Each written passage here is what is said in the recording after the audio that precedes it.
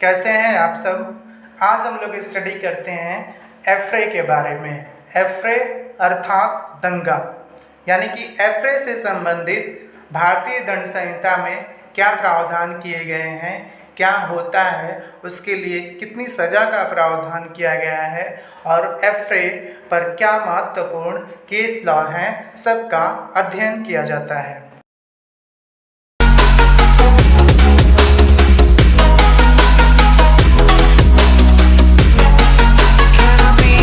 सबसे पहले introduction part पे आते हैं।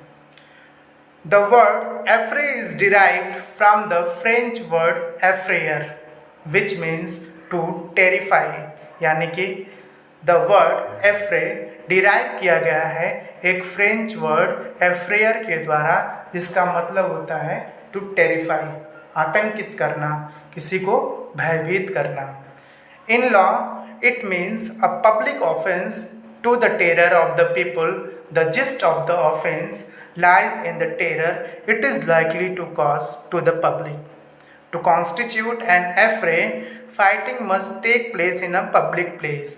यानी कि एफ्रे का अपराध गठित करने के लिए जो फाइटिंग होनी चाहिए वह किसी पब्लिक प्लेस पे होनी चाहिए, जैसे कि a court of law, a hospital, a church, a mosque और अ टेम्पल एटसेट्रा। अब आते हैं हम लोग section 159 of the Indian penal code में। एफ्रे क्या होता है उसके बारे में धारा 159 में बताया गया है। According to section 159 of the Indian penal code, when two or more persons by fighting in a public place disturb the public peace, they are said to commit an affray।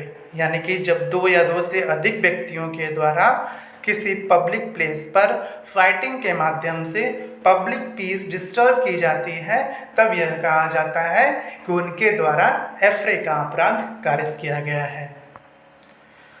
चर्चा करते हैं कि क्या इसेंशियल एलिमेंट है affray के। According to section 159 of the Indian penal code, there are following ingredients of the affray. First, two और more persons must fight, यानी कि जो लड़ाई होनी चाहिए वह दो या दो से अधिक व्यक्तियों के मध्य होनी चाहिए। Second, they must fight in a public place, यानी कि वो फाइटिंग जो है किसी पब्लिक प्लेस पे की जानी चाहिए।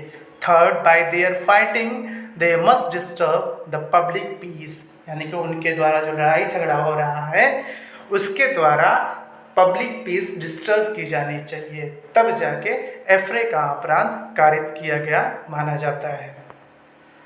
जैसे इमेज में दिख रहा है कि दो व्यक्ति आपस में मारपीट करने की मुद्रा में हैं और मारपीट कर रहे हैं। यही मारपीट यदि किसी पब्लिक प्लेस पे की जाती है और उससे पब्लिक पीस जो है डिस्टर्ब होती है, तब इसी अपराध को एफ्रे कहा जाता है। सेक्शन 160 में आते हैं, जो कि बात करता है पनिशमेंट फॉर कॉमिटिंग एफ्रे, यानी कि यदि कोई व्यक्ति दंगा का अपराध, एफ्रे का अपराध कारित करता है, तब उसके लिए क्या सजा का प्रावधान किया गया है 160 बताता है। Whoever commits an affray shall be punished with imprisonment of either description for a term which may extend to 1 month, or with fine which may extend to 100 rupees, or with both। यानी कि जो कोई व्यक्ति एफ्रे का अपराध कारित करता है उसके लिए जो सजा है वह कारावास है, जो कि अधिकतम 1 माह तक हो सकेगी। उसके लिए जुर्माना की भी व्यवस्था की गई है, जो अधिकतम 100 रुपया तक हो सकेगा या फिर दोनों से दंडित किया जा सकेगा। केस लॉ की चर्चा करते हैं। तो हम लोगों ने पहला केस जगन्नाथ शाह का लिया है, जो कि 1937 का केस है। जगन्नाथ शाह के केस में, in this case two brothers were quarrelling and abusing each other on a public road in a town and a large crowd gathered and the traffic was jammed but no actual fight took place. इस केस में दो भाइयों के मध्य एक झगड़ा हो रहा था, जिसमें एक भाई दूसरे भाई को गालियां दे रहा था, जिसको सुन के रोड पर जाम लगा, लोग गैदर्ड हुए, इकट्ठा हुए, लेकिन कोई भी एक्चुअल फाइटिंग दोनों के मध्य नहीं हुई। तब it was held that no affray was committed in absence of actual fight. यह हेल्ड किया गया ऑनरेबल कोर्ट के द्वारा, चूंकि उनके मध्य में कोई वास्तविक लड़ाई झगड़ा नहीं हुआ है, कोई एक्चुअल फाइटिंग नहीं हुई है, इसलिए एफ्रे का अपराध गठित नहीं हुआ। दूसरा केस हम लोगों ने लिया है बाबू राम का, जो कि 1930 का केस है। तो आइए देखते हैं कि बाबू राम के केस में क्या हुआ था। इन this case 2 persons attacked and overpowered a third one who merely defended himself। यानी कि इसमें 2 व्यक्तियों के द्वारा एक तीसरे व्यक्ति पर अटैक किया गया। जिस पर अटैक किया गया वह मारपीट न करके खाली अपने आप को बचा रहा था। It was held that they were guilty of affray as there was a fighting in a public place, notwithstanding the fact that the third person only defended himself in the exercise of his right of private defense।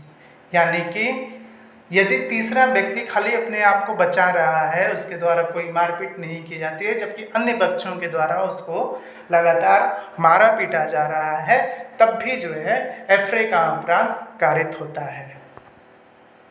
अब हम लोग चर्चा करते हैं कि what is the difference between affray and rioting, यानी कि writing और एफ्रे में क्या अंतर होता है, इसकी चर्चा करते हैं। There are following differences between affray and rioting. First, an affray can not be committed in a private place, यानी कि एफ्रे का अपराध किसी प्राइवेट प्लेस पर कारित नहीं किया जा सकता है। But a writing may be committed at any place, may be public place or may be private place। यानी कि राइटिंग के अपराध के लिए जरूरी नहीं है कि वह पब्लिक प्लेस ही हो, राइटिंग का अपराध प्राइवेट प्लेस पर भी किया जा सकेगा, जबकि एफ्रे का अपराध खाली पब्लिक प्लेस पर किया जाएगा। दूसरा अंतर हम लोग देखते हैं, an affray can be committed by 2 or more person, यानी कि एफ्रे का अपराध 2 या 2 से अधिक व्यक्तियों के द्वारा किया जा सकता है। But a writing can be committed by at least 5 person, जबकि राइटिंग के अपराध के लिए कम से कम 5 व्यक्तियों की आवश्यकता पड़ती है। तीसरा अंतर हम लोग देखते हैं, राइटर और those who first constitute N unlawful assembly, यानी कि राइटिंग का अपराध तभी होता है जबकि 5 व्यक्ति हो और 5 व्यक्तियों के द्वारा मिलकर एक अनलॉफुल असेंबली का निर्माण किया गया हो। But an affray need not be so, जबकि एफ्रेयर के लिए किसी भी अनलॉफुल असेंबली की ज़रूरत नहीं पड़ती है।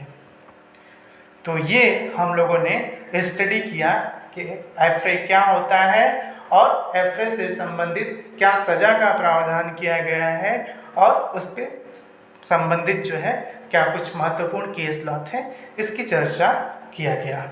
तो बहुत बहुत धन्यवाद मित्रों आप सबको।